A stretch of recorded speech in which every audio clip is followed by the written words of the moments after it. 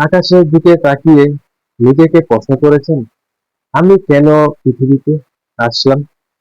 কোটি কোটি নক্ষত্রের এই বিশাল মহাবিশ্বে আমার এই ছোট্ট জীবনের মূল্য কি? আল্লাহ তাআলা কেন আমাকে, আপনাকে, আমাদের সবাইকে অস্তিত্বে আনলেন? তিনি কি কেবলই আমাদের সৃষ্টি করেছেন একঘেয়ে কিছু নিয়ম মেনে চলার জন্য, নাকি এর পেছনে লুকিয়ে আছে কোনো পরম ভালোবাসা ও মহিমান্বিত উদ্দেশ্য?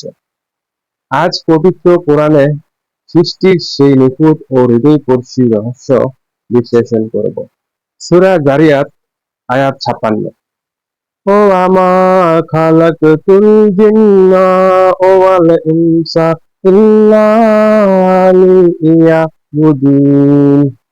আর জিন ও মানুষকে কেবল এই জন্য সৃষ্টি করেছি যে তারা আমার ইবাদত করবে।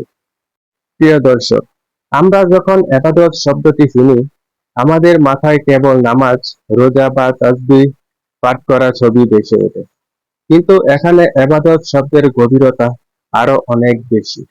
ইবাদত মানে হলো আল্লাহর প্রতি চরম ভালোবাসা, পরম আনুগত্য এবং নিজের অহংকারকে তার সামনে বিলীন করে দেওয়া। আল্লাহ আমাদের সৃষ্টি করেছেন যাতে আমরা তার দয়া, তার ভালোবাসা এবং তার মহত্বকে চিনতে পারি। যখন একজন মানুষ স্বেচ্ছায় ভালোবেসে তার সৃষ্টিকর্তার সামনে মাথা নত করে, তখন সে মহাবিশ্বের সবচেয়ে সুখী মানুষে পরিণত হয়। আমাদের সৃষ্টির প্রথম এবং প্রধান উদ্দেশ্য হলো তার সাথে এক অদৃশ্য কিন্তু অবিনশ্বর ভালোবাসার বন্ধনে আবদ্ধ হওয়া। সূরা বাকারা আয়াত ৩০। আর স্মরণ করো, যখন তোমার রব ফেরেশতাদেরকে বললেন, নিশ্চয় আমি জমিনে একজন খলিফা সৃষ্টি করেছি। তারা বলল, আপনি কি সেখানে এমন কাউকে সৃষ্টি করবেন যে তাতে ফ্যাসাদ করবে এবং রক্ত প্রবাহিত করবে? আর আমরা তো আপনার প্রশংসায় তসবিহ পাঠ করছি এবং আপনার পবিত্রতা ঘোষণা করছি। তিনি বললেন, নিশ্চয় আমি জানি যা তোমরা জানো না। প্রিয় দর্শক, একটু ভাবুন, আল্লাহ তাআলা আপনাকে কতটা সম্মানিত করেছেন। তিনি আপনাকে কেবল একটি সাধারণ জীব হিসেবে সৃষ্টি করেনি। ফেরেশতারা যখন প্রশ্ন তুলছিল, তখন আল্লাহ আপনার পক্ষে কথা বলছেন। খলিফা বা প্রতিনিধি শব্দের অর্থ হলো আল্লাহ এই পৃথিবীতে আল্লাহর ন্যায় বিচার, দয়া, ক্ষমা এবং সৌন্দর্যকে প্রতিষ্ঠিত করার দায়িত্ব আপনার এবং আমার কাঁধে। আল্লাহ নিজে অদৃশ্য, কিন্তু তিনি চান তার বান্দারা যেন তার গুণাবলীর প্রতিফলন এই পৃথিবীতে ঘটায়।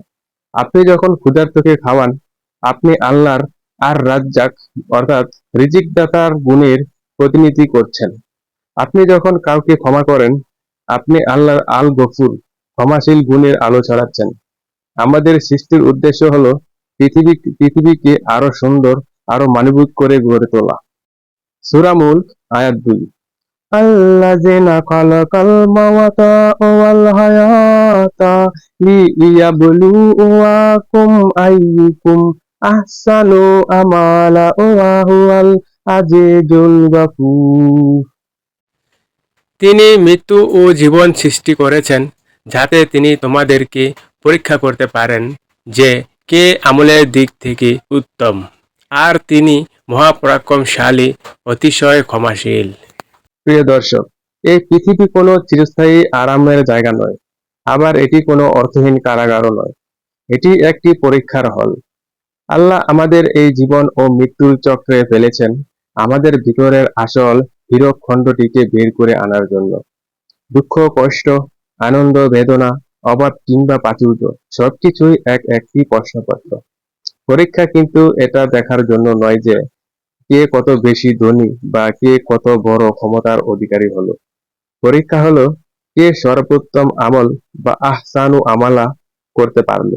অর্থাৎ সংকটের সময় কে ধৈর্য ধরলো এবং সুখের সময় কে কৃতজ্ঞ রইল। আমাদের দুঃখগুলো নিরর্থক নয়। প্রতিটি চোখের জল এবং প্রতিটি কষ্টের বিনিময়ে আমাদের আত্মার পরিশুদ্ধি ঘটছে। এটাই সৃষ্টির অন্যতম রহস্য। সূরা হুদ আয়াত ১১৯। তবে যাদেরকে তোমার রব দয়া করেছেন তারা ছাড়া, আর এই জন্যই তিনি তাদেরকে সৃষ্টি করেছেন। এবং তোমার রবের কথা চূড়ান্ত হয়েছে যে নিশ্চয় আমি জাহান্নাম ভরে দেব জিন ও মানুষ দ্বারা একত্রে। দর্শক, এই আয়াতটি শুনলে বুকটা এক অদ্ভুত শান্তিতে ভরে যায়। আল্লাহ আমাদের সৃষ্টি করেছেন দয়া করার জন্য। আমরা প্রায় ভাবি আল্লাহ বুঝি আমাদের শাস্তি দেওয়ার জন্য উৎপেতে আছেন। না, মোটেও নয়। তিনি দয়াময়। তিনি চান আমরা ভুল করি, তারপর অনুতপ্ত হয়ে তার কাছে ফিরে আসি। আর তিনি আমাদের বুকে টেনে নিয়ে তার ক্ষমার চাদরে ঢেকে দেন। আমাদের সৃষ্টি করার উদ্দেশ্য হলো আমরা যেন আল্লাহর অফুরন্ত সীমাহীন রহমতের পাত্র হতে পারি। আপনার পাপ যতই বড় হোক না কেন, আল্লাহর দয়া তার চেয়ে অনেক অনেক বড়। সূরা তালাক আয়াত 12। নিশ্চয় আল্লাহ, যিনি ৭ আসমান এবং অনুরূপ জমিন সৃষ্টি করেছেন, এগুলোর মাঝে তার নির্দেশ আবর্তন হয়, যেন তোমরা জানতে পারো যে আল্লাহ সব বিষয়ে ক্ষমতাবান এবং আল্লাহর জ্ঞান তো সবকিছুকে বেষ্টন করে আছে। দর্শক, আল্লাহ চান আমরা যেন অন্ধের মতো বাস না করি। তিনি চান আমরা যেন চোখ মেলি, বুদ্ধি খাটাই এবং এই মহাবিশ্বের দিকে তাকাই। এই বিশাল গ্যালাক্সি, সূর্য, পর্বতমালা, মহাসমুদ্রের গভীরতা আর আমাদের নিজেদের দেহের ভেতরের জটিল বিন্যাস, সবকিছু সৃষ্টির একটাই উদ্দেশ্য, যাতে তোমরা জানতে পারো। আল্লাহ চান আমরা যেন তার জ্ঞান ও ক্ষমতার গভীরতা উপলব্ধি করি। আমরা যখন বিজ্ঞানের কোনো নতুন আবিষ্কার দেখি, তখন একজন মুমিনের হৃদয় বলে ওঠে, আল্লাহ মহান। আল্লাহকে জানা এবং তার চেনা আমাদের বুদ্ধিভিত্তিক ও আত্মাধিক সৃষ্টির মূল ভিত্তি এটাই। সূরা নাহল আয়াত ৭৮। আর আল্লাহ তোমাদেরকে বের করেছেন তোমাদের মাতৃগর্ভ থেকে এমন অবস্থায় যে তোমরা কিছুই জানতে না। তিনি তোমাদের জন্য সৃষ্টি করেছেন শ্রবণ শক্তি, চক্ষু ও অন্তর, যাতে তোমরা শুকরিয়া আদায় করো। প্রিয় দর্শক, শূন্য থেকে আল্লাহ আমাদের অস্তিত্ব দিয়েছেন। আমরা যখন মায়ের গর্ভে ছিলাম, আমাদের কোনো শক্তি ছিল না, কোনো যোগ্যতা ছিল না। তিনি আমাদের দেখার জন্য চোখ দিলেন, শোনার জন্য কান দিলেন এবং অনুভব করার জন্য একটি নরম হৃদয় দিলেন। কেন দিলেন? যাতে তোমরা কৃতজ্ঞ হও। কৃতজ্ঞতা কেবল মুখে আলহামদুলিল্লাহ বলা নয়। কৃতজ্ঞতা হলো আল্লাহর দেওয়া চোখ দিয়ে পবিত্র কিছু দেখা, কান দিয়ে সত্য শোনা এবং হৃদয় দিয়ে মানুষের প্রতি ভালোবাসা অনুভব করা। আল্লাহ আমাদের সৃষ্টি করেছেন যাতে আমরা কৃতজ্ঞতার মাধ্যমে নিজেদের আত্মাকে এক স্বর্গীয় উচ্চতায় নিয়ে যেতে পারি।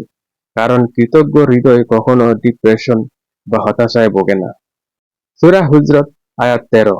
ইয়া আইয়ুহান নাসু ইন্না খালাকনাকুম মিন যাকারিন ওয়া উনসা ওয়া জাআলনাকুম শুউবান ওয়া কাবাইলা লিতাআরাফু ইন্না আকরামাকুম ইনদাল্লাহি আতকাকুম ইন্নাল্লাহা আলিমুন খাবীর।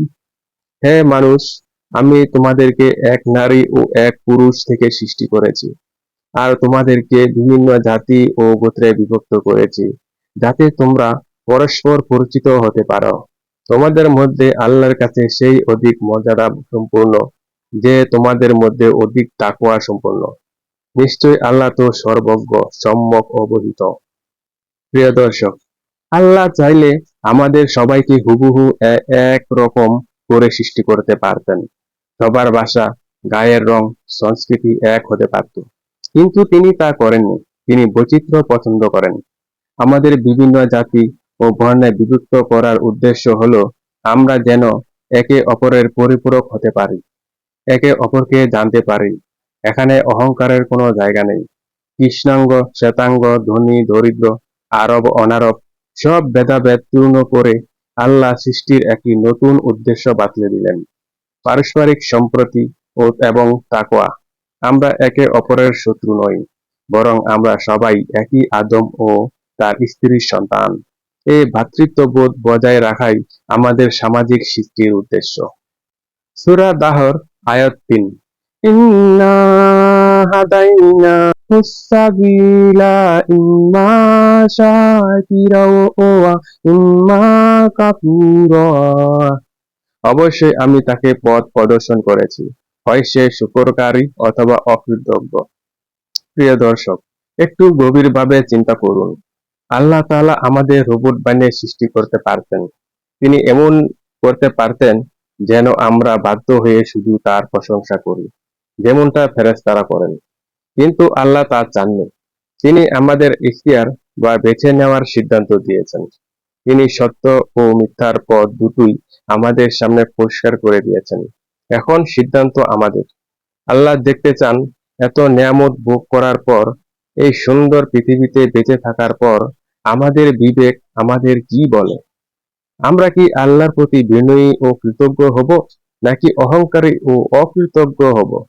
এই আয়াতে কাফুর শব্দটির অর্থ কেবল অবিশ্বাসী নয়, এর অর্থ চরম অকৃতজ্ঞতা।